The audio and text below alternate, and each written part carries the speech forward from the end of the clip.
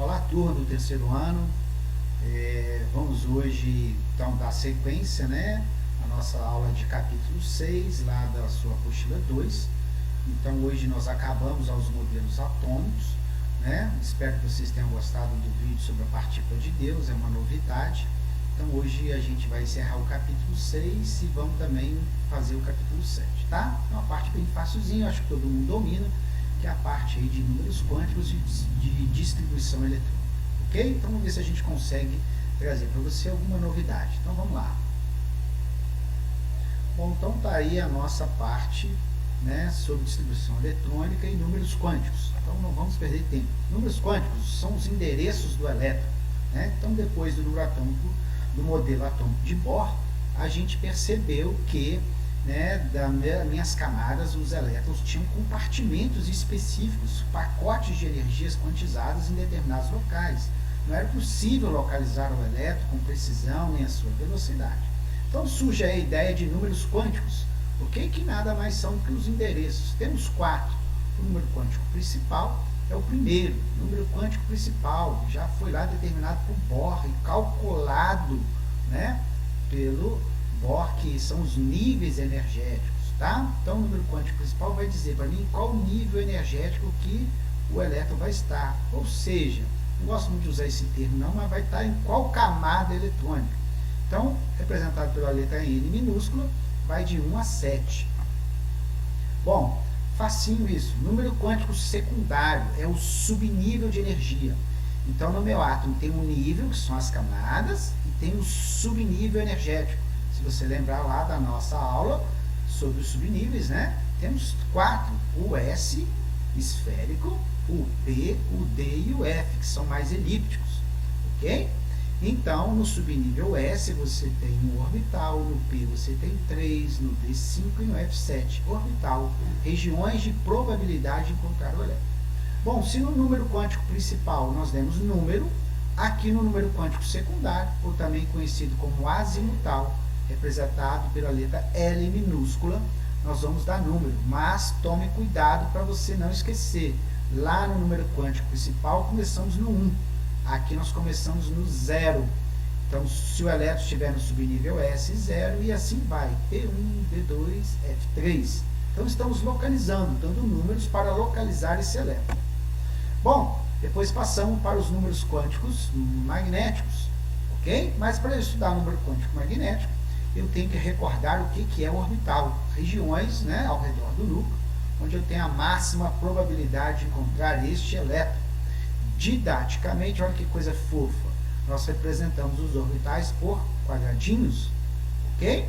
E em cada quadradinho, ou numa linguagem química, em cada orbital eu posso ter no máximo 2 elétrons, seguindo o princípio da exclusão de Pauli, por regra de Pauli.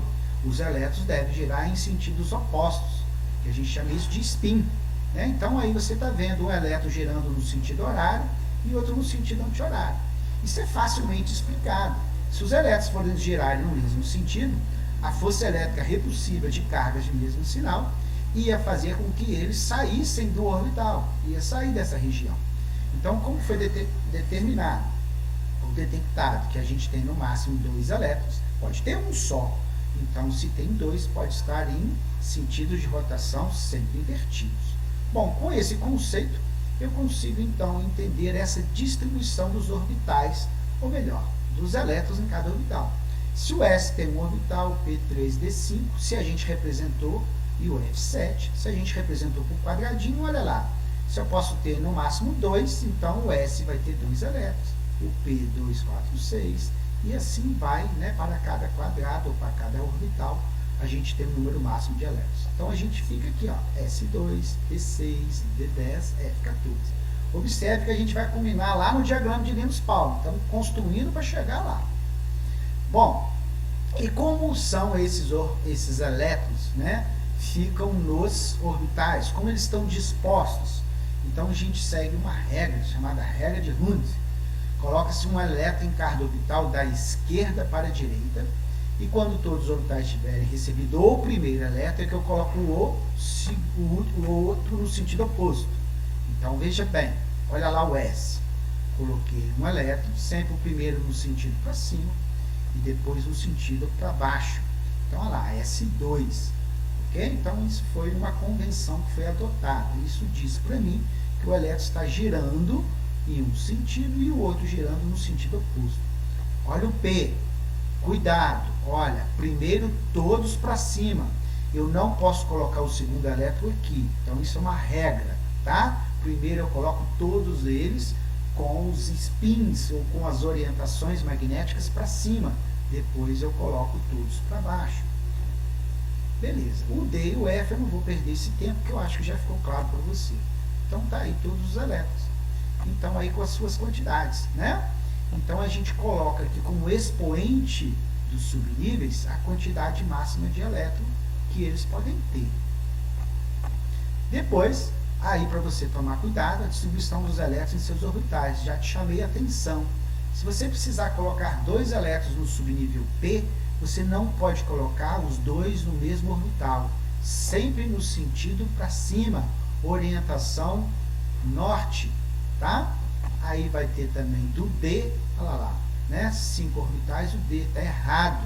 Você tem que colocar todos para cima primeiro. Então, se você quer colocar 6 elétrons, tá lá, 2, 4, 6, todos para cima primeiro. Depois eu volto, né, no primeiro e coloco de spin invertido.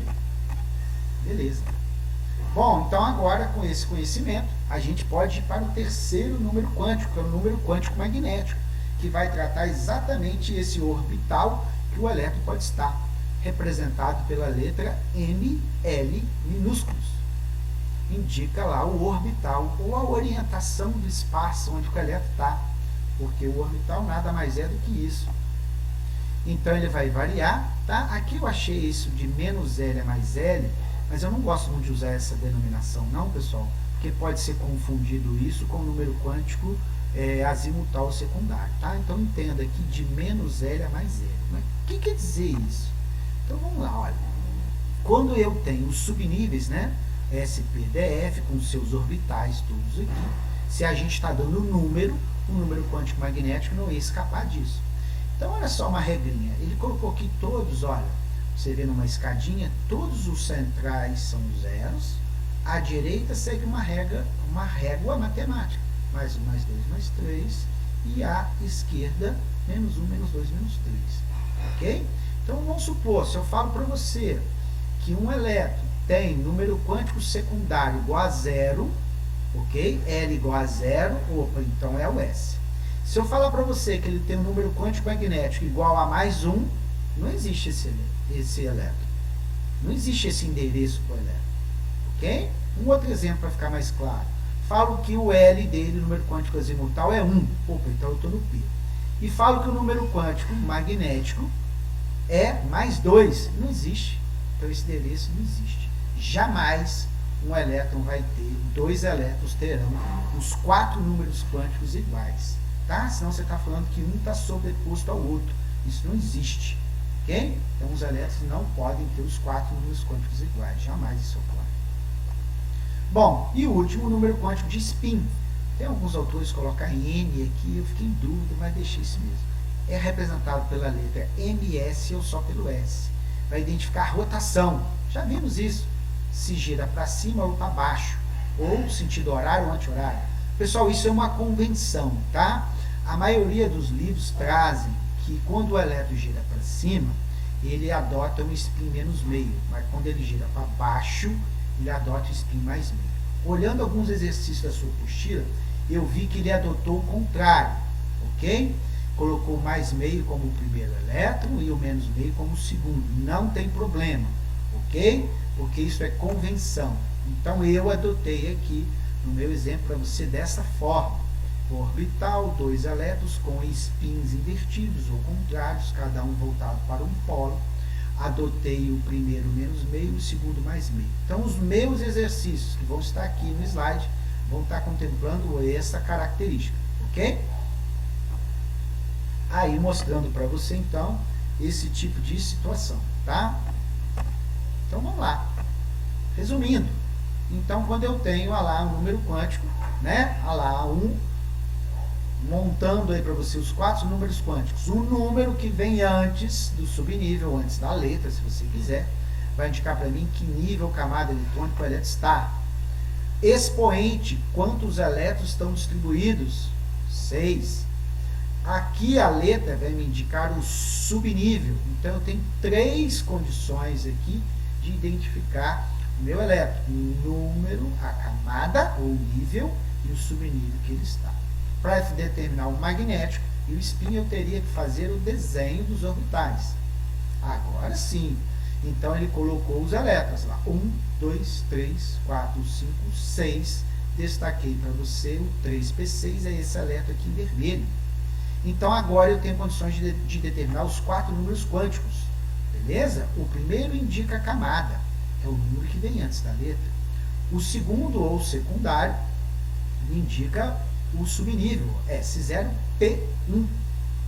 O terceiro, magnético, ML, me indica qual orbital ele está. Se é esse aqui, o P6, ele está aqui, no +1.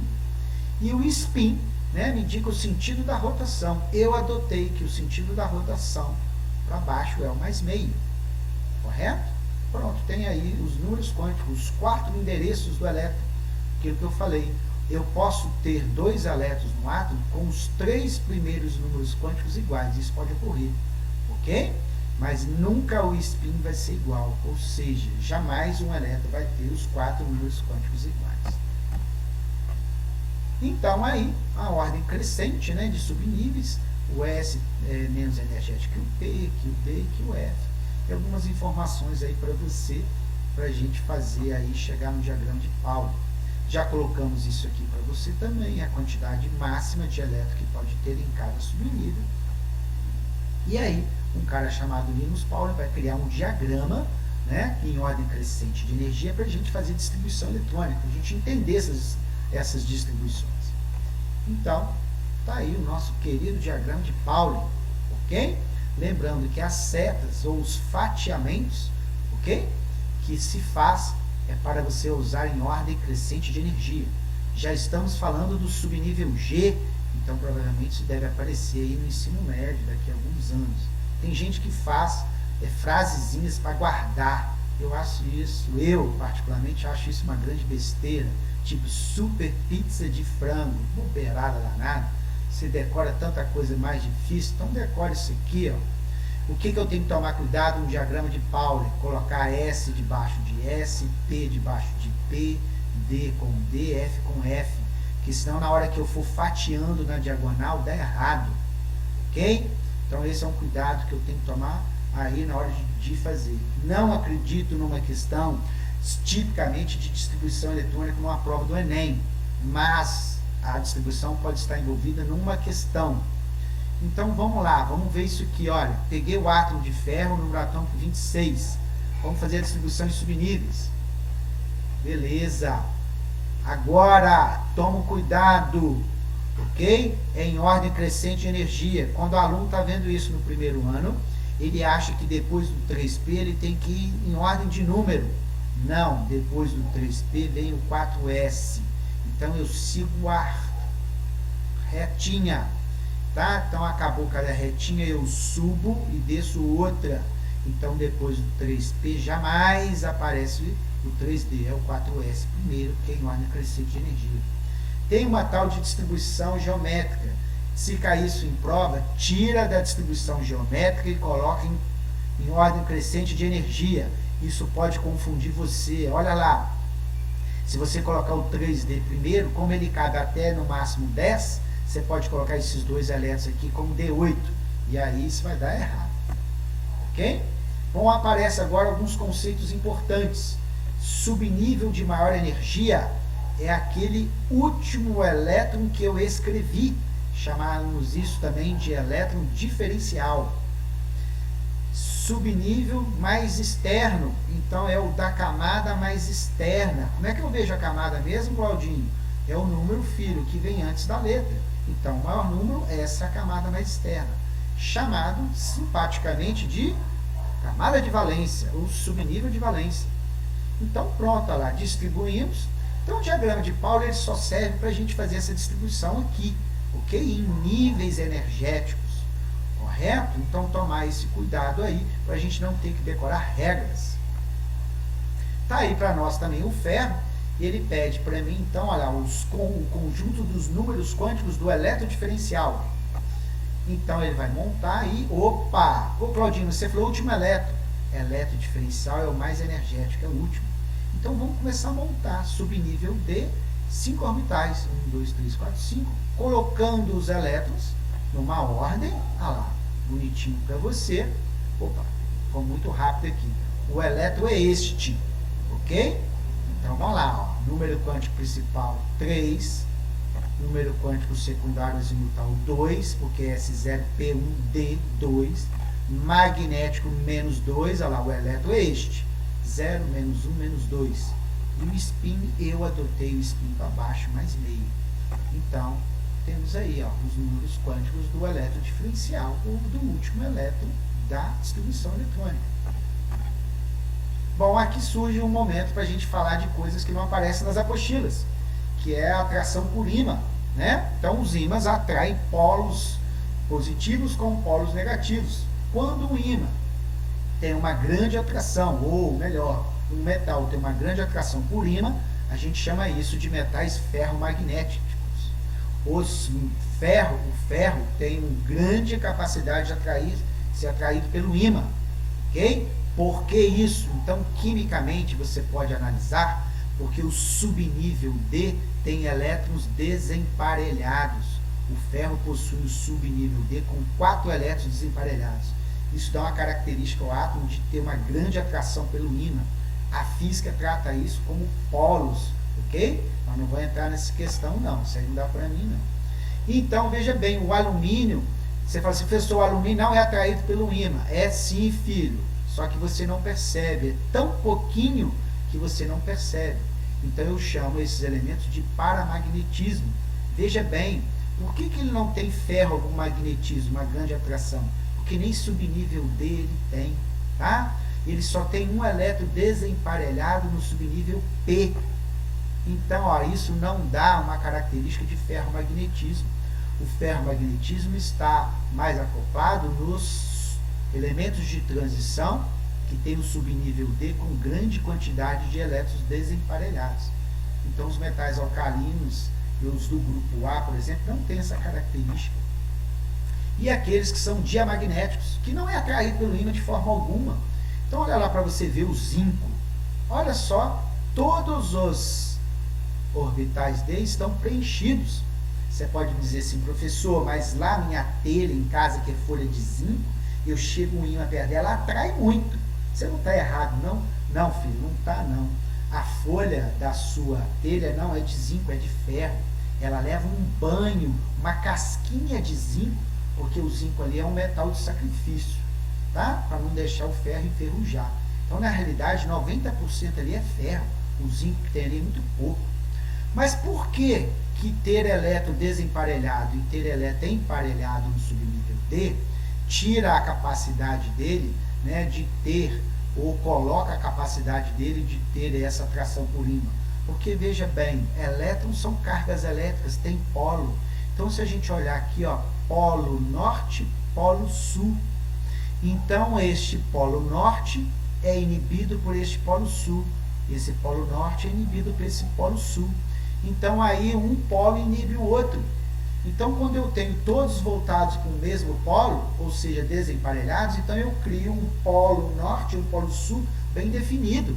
Aqui não. Esse magnetismo é inibido pelo outro. Pronto. Então, tá aí, ó. Por isso que eu não tenho atração pelo campo magnético. Bom, distribuição eletrônica, coisas extremamente importantes. Elétron de valência, o último elétron do subnível mais externo. Elétron diferencial, é o elétron mais energético. Como é que eu faço isso? É o elétron último que eu acabei de escrever. Camada de valência, é a última camada. Então, pegando um exemplo aí para você, tá? Então, aí pegamos o manganês, né? Colocamos aqui em camadas. Camada de valência, N2. Perdão. Elétron de valência é o da camada mais externa. Não é esse. Camada mais externa é esse, 4s2. Elétron diferencial, o último que eu escrevi. Às vezes, o elétron diferencial pode ser o mesmo de valência. Por exemplo, se fosse o 23, né? Perdão, Se não tivesse 5 elétrons, fosse o 20, a gente ia parar aqui, ó. Então, de valência, o diferencial ia ser o mesmo. E a camada de valência aí, que é a última com 2 elétrons. Ok? Distribuição eletrônica de íon fica para uma próxima, para que a gente não tenha uma aula extremamente grande. Muito obrigado. Qualquer dúvida, estou à disposição de vocês. Valeu, terceiro ano!